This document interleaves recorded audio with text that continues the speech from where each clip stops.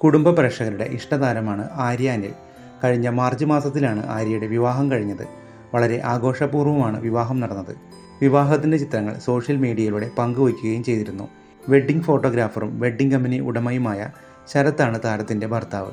എന്നാൽ വിവാഹത്തിന് പിന്നാലെ താരത്തിൻ്റെ പേരിൽ ഒരു വിവാദം വന്നിരുന്നു. ആര്യ വിവാഹ വാഗ്ദാനം നൽകി പറ്റിച്ചുവെന്ന് പറഞ്ഞ് ഒരു യുവാവ് രംഗത്ത് വന്നിരുന്നു. വിവാഹം കഴിഞ്ഞ് ഏതാനും ദിവസങ്ങൾക്ക് പിന്നാലെയാണ് ആര്യയ്ക്കെതിരെ രഞ്ജിത്ത് കൃഷ്ണ എന്ന യുവാവ് രംഗത്ത് വന്നത്.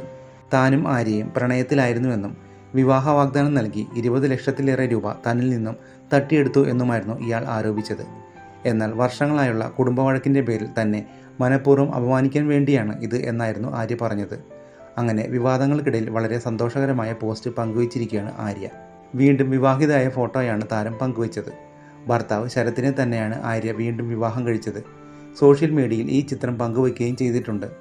ആരാധകർ ആകെ അമ്പരന്നുപോയി. വളരെ ആർഭാടമായി നടന്ന വിവാഹം വീണ്ടും എന്തിനാണ് നടത്തിയത് എന്നാണ് ചോദ്യം.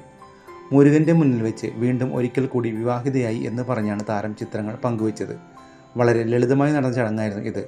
ആര്യയും ഭർത്താവും തുളസിമാലയിട്ട് നിൽക്കുന്ന ചിത്രമാണ് പങ്കുവച്ചത്. താരത്തിന് ആശംസയുമായി നിരവധി പേരാണ് എത്തുന്നത്. ആലപ്പുഴ ചേർത്തല സ്വദേശിയാണ് ആര്യ അനിൽ. ടിക്ടോക്ക് വീഡിയോകളിലൂടെയാണ് ആര്യ പ്രേക്ഷക ശ്രദ്ധ നേടുന്നത്.